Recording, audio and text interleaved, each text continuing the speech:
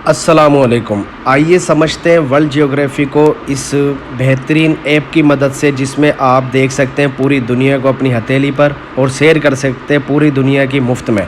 तो यहाँ पर आप बिल्कुल कॉर्नर पर देख सकते हैं 6000 किलोमीटर लिखा हुआ है, और अगर हम फर्दर पीछे जाते हैं तो यहाँ पर 10,000 किलोमीटर लिखा हुआ आ रहा है। और इसको मज़ीद अगर हम जूम करते रहते हैं तो ये हमें वाज़े करता जाएगा और डिस्टेंस जो है हमारा कम से कम करता जाएगा। तो आइए पहले समझते हैं कि अगर हम सन से अपनी ज़मीन को देखें तो ये पूरा मुकम्मल डिस्टेंस जो बिटवीन सन टू अर्थ है ये कितना होता है। तो ये जो डिस्टेंस है बराबर होता है 150 मिलियन किलोमीटर के। 150 मिलियन किलोमीटर के बराबर होता है ज़मीन से लेके सन का फासला। और जो सनलाइट है वो कितना वक्त लेती है ज़मीन पर पड़ने के लिए, तो वो होता है 8 मिनट 20 सेकंड। और जो डे एंड नाइट होते हैं हमारे शहर में, हमारे मुल्क में, जो पूरा एक 24 घंटे का सर्कल होता है, तो उसको कहलाता है वो रोटेशन। वो लेता है 23 घंटे और उसमें अशारिया होता है 9। तो ये पूरा 23.9 आवर्स लेता है एक रोटेशन में। और एक रेवोल्यूशन होता है 1 ट्रिप अराउंड सन के अराउंड जो पूरी एक अर्थ घूमती है, तो वो लेती है 365 डेज़। तो 365 डेज़ होता है वो 1 रेवोल्यूशन। अच्छा, अब इसके हम जियोग्राफी के बारे में बात करें अर्थ की, और इसको हम बताएं कि भाई ये जो सरफेस आप पूरी इसकी अर्थ सरफेस देख रहे हैं, सरफेस एरिया अगर मैं बताऊं आपको ये कितना बड़ा है, तो ये है 510 million kilometre square. 510 million kilometre square की पूरी ज़मीन है, जो कि आप इस वक्त अपने मोबाइल स्क्रीन पर देख रहे हैं या अपनी कंप्यूटर स्क्रीन पर देख रहे हैं। अच्छा, अर्थ को हम ब्लू प्लेनेट भी कहते हैं क्योंकि यहाँ देखें ज़्यादा हिस्सा जो है पानी से कवर है। इसको ग्रीन प्लेनेट भी कहते हैं ड्यू टू इट्स ग्रीनरी।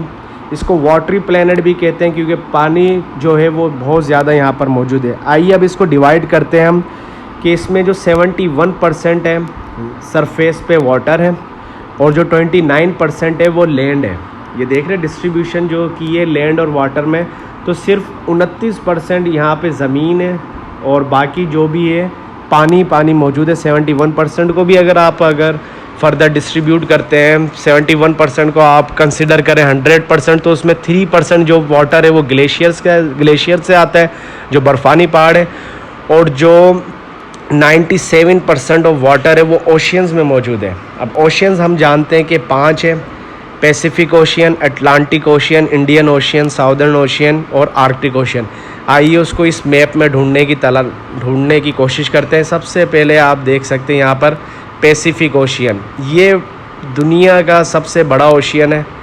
सबसे बड़ा ओशियन है पैसिफिक ओशियन। उसके बाद जो है दुनिया का सेकंड लार्जेस्ट ओशियन वो है अटलांटिक।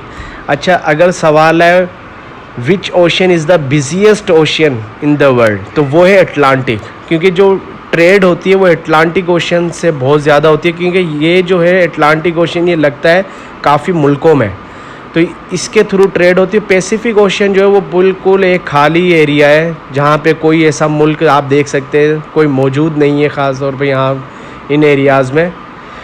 तो यहाँ पे जो ट्रेड है इस वाले ओशियन में कम होती है। उसके बाद अगर देखें हम, इंडियन ओशियन भी है। इंडियन ओशियन जो है वो आप एशिया के करीब देख सकते हैं। ये रहा इंडियन ओशियन है, और ऊपर ये पूरा एशिया शुरू हो गया है। फिर उसके बाद है आर्कटिक ओशियन, साउदर्न ओशियन, ये रहा साउदर्न ओशियन। और अगर ऊपर आप यहीं से चले जाए तो यहाँ पे आर्कटिक ओशियन भी आपको देखने को मिलेगा। अच्छा, ये तो हो गया जो 71% ऑफ वाटर है। अब देखते हैं लैंड। अब हम डिस्कस करने जा रहे हैं continents. There are 7 continents in the world, जिसमें Asia, Africa, Europe, North America, South America, Antarctica और ऑस्ट्रेलिया शामिल है। By population and by area Asia is the largest continent in the world. ये आप अपनी स्क्रीन पर सामने देख सकते हैं, ये एशिया मौजूद है, और एशिया के ठीक साथ, एशिया के बिल्कुल साथ मौजूद है second largest by population and as well as by area जो कॉन्टिनेंट है वो है अफ्रीका। अब ये जो आप सूडान देख रहे हैं यहाँ पे, और सूडान के साथ बिल्कुल ये सऊदी अरेबिया, मक्का, जद्दा देख रहे हैं, तो बीच में ये रेड सी है। ये रेड सी वो सी है जो कि अफ्रीका को अलग कर रहा है एशिया से, और बिल्कुल इनके ठीक ऊपर मौजूद है यूरोप। अब ये जो यूरोप का एशिया जो रशिया वाला एरिया है, ये कुछ लगता है एशिया के अंदर, और कुछ लगता है ये यूरोप के अंदर। और इसी एक और है तुर्किया, ये जो तुर्की है इसका भी सेम यही सीन है कि इसका कुछ एरिया जो है वो लगता है एशिया में और कुछ लगता है यूरोप में। तो ये ट्रांस कॉन्टिनेंटल इसे हम कहते हैं। इसमें इजिप्ट भी आ जाता है, जो कुछ उसका एरिया अफ्रीका में लगता है, कुछ एशिया में लगता है, और तुर्की का कुछ एरिया एशिया में लगता है और कुछ यूरोप में लगता है। इसी तरह से जो रशिया है, रशिया का कुछ एरिया एशिया में लगता है और कुछ यूरोप में लगता है। अच्छा, यूरोप और अफ्रीका के बीच में भी एक सी मौजूद है जो कहलाता है मेडिटेरियन सी। मेडिटेरियन सी जो है वो अफ्रीका और यूरोप को अलग कर रहा है। अच्छा, इसके बाद हम डिस्कस करते हैं नॉर्थ अमेरिका। नॉर्थ अमेरिका का जो सबसे बड़ा मुल्क है वो है कनाडा बाय एरिया, और बाय पॉपुलेशन अगर बात करें तो यूनाइटेड स्टेट्स ऑफ अमेरिका। अच्छा, यूनाइटेड स्टेट्स के जो है 50 स्टेट्स हैं, और जो 49th स्टेट है वो है अलास्का, जो कि इस तरफ मौजूद है। जब यहाँ पर हम लिख लेते हैं अलास्का, अलास्का जो यहाँ पर मौजूद है। और अलास्का, और 50th जो है अपना जो स्टेट है अमेरिका की वो है हवाई। वो भी बिल्कुल इससे अलग और दूर है, लेकिन है ये इसी की स्टेट, वो यहाँ पर मौजूद है। ये है हवाई, ये आप देख सकते हैं, नीचे तस्वीर भी आ रही है। तो ये हवाई है 50th स्टेट ऑफ अमेरिका, और 49th स्टेट जो है वो है अलास्का। ये देख सकते हैं कि कितना दूर है हवाई यूनाइटेड स्टेट्स ऑफ अमेरिका से, लेकिन कंसिडर होती है इसी की स्टेट में। और यहाँ पर मौजूद है अलास्का। अच्छा, इसके बाद अगर आप फर्दर नीचे आए, क्योंकि नॉर्थ ऊपर होता है साउथ नीचे होता है, तो ये है साउथ अमेरिका, जिसमें ब्राज़ील और अर्जेंटीना ये जो है मशहूर मुल्क हैं, कोलंबिया। इसके बाद हम डिस्कस करते हैं, ये है जो डिस्कस करने वाला कॉन्टिनेंट है वो है एंटार्क्टिका। एंटार्क्टिका आप देख सकते हैं कि यहाँ पर सबसे ज़्यादा जो कम आबादी वाला जो मुल्क है, द मोस्ट लेस पॉपुलेशन, या जो इन पर्सपेक्टिव ऑफ पॉपुलेशन जो है अगर हम बात करें तो वो कॉन्टिनेंट है एंटार्क्टिका। यहाँ पे सिर्फ साइंटिस्ट जाते हैं या कुछ टूरिस्ट होते हैं जिनको जो अपनी रिसर्च के लिए जा रहे होते हैं। अच्छा, उसके बाद अगर हम डिस्कस करते हैं तो वो है कॉन्टिनेंट ऑस्ट्रेलिया। ऑस्ट्रेलिया भी इसी तरफ मौजूद है, एशिया के बिल्कुल नीचे मौजूद है। ये है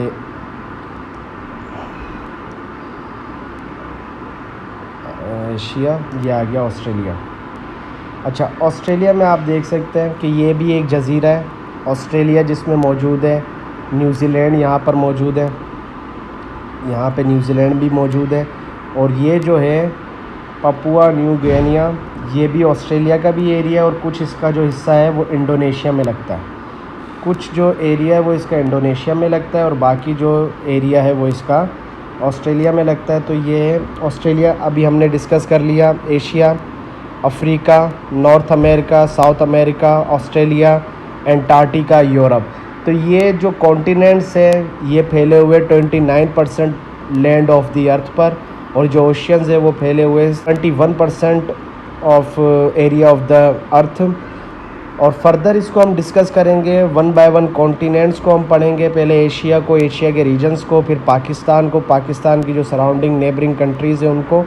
तो मुकम्मल ये वर्ल्ड जियोग्राफी को आप अगर फॉलो करना चाहते हैं अपने अपकमिंग टेस्ट में, चाहे वो CSS का हो, SPSC की तरफ से 16 ग्रेड 17 ग्रेड का हो, 14 ग्रेड की कोई जॉब्स हो, BPS 5 to 15 हो, या फिर जूनियर साइंस टीचर की हो, तो इसको आप अगर सही से ध्यान से सुन लेते हैं, पढ़ लेते हैं, क्योंकि यहाँ 3D इमेजेस के मदद से आपको ये सारी चीज़ें बताई और सिखाई जा रही है। तो इस चैनल को सब्सक्राइब कर लें, फैज़ी शेख वर्चुअल एजुकेशन को यूट्यूब पर और फेसबुक पर अगर आप हैं तो फैज़ी शेख को फॉलो कर लें। ऐसी मज़ीद वीडियोज़ देखने के लिए कर लें। बहुत शुक्रिया।